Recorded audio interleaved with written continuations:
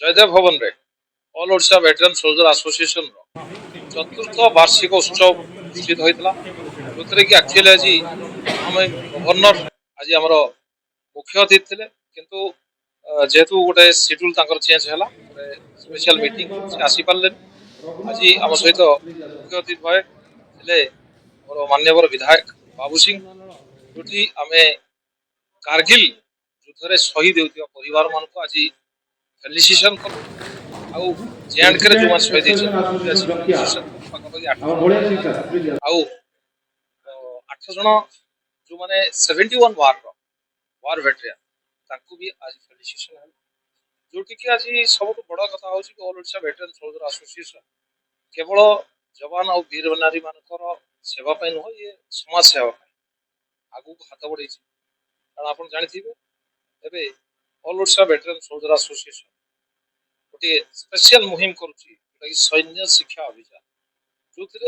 school पिला आम military training दौ बेसिक मिलिट्री ट्रेनिंग जहाँफल कि गोटे डिसिप्लिन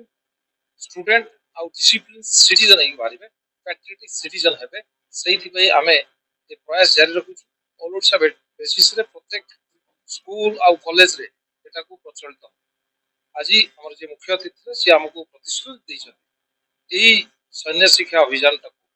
आगामी दिन में ओडिशार सबू डिस्ट्रिक्ट रे प्रचलन करा द्वितीय कथा आज आम बाबू सिंह जोटा डिक्लेयर कले सैनिक जो शहीद स्मारक जोटा कि कलिंगनगर ऑपरेशन सिंधु शहीद पार्क सेटा को से कहले आगामी दिन में सेटा कार्यकारी हो जोटा कि आप जानते सीटी कॉलेज पाखे जोटा कि ऑपरेशन सिंधु पार्क सेटा को आगामी दिन में जहाँ सांक्शन करिया कथा बीएमसी रु आउ हमर फॉरेस्ट डिपार्टमेंट क्लियरेंस आसिला परे सेटा कार्यकारी नेक्स्ट हो कि all Odisha veteran soldier association प्रत्येक डिस्ट्रिक्ट कि नहीं गठन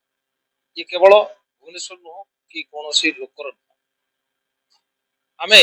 सबुठ बड़ मुहिम करूँ आज जो ट्रैफिक वार्डन और बीएमसी रे जो माने काम कर परमानेंट कहीं बीएमसी रे आज से सब कॉन्ट्रैक्चुअल ठेका संस्था केतले माड़ मरा जाउछि केतले काहाकू पैसा मिलुनी केतले ताकू बाहर कर दिया जाउछि जोटा कि गोटे सैनिक 20 वर्ष 30 वर्ष देश सेवा करी आसला परे ताकू जो बळे एठी हैरान हरकत करा जाउछि एटा गोटे अमानवीय आमे एसोसिएशन तरफ सरकार को कहिछु आज जे मुख्य से भी राजी होइछन सेमान को परमानेंट कम से कम कॉन्ट्रैक्चुअल परमानेंट बेसिस वीडियो करूछि से बळे परमानेंट निया जो देखा जाऊ आम तो कहीचु यही 2 मास 3 मास भितर एटा को कॉन्ट्रैक्चुअल परमानेंट कारण आम कहते कि से जो ठेका संस्था थोड़ी आम परमानेंट सर्विस करके आसु जो माने गुली खाई आस देश लड़की आसमती ट्राफिक वार्डन गोटे अलग ड्रेस पिंधि छड़ा कर शोभा दूसरी माड़ मरा से पुलिस वाला भी हेल्प करना एफआईआर लॉन्च कला अरेस्ट करना किसी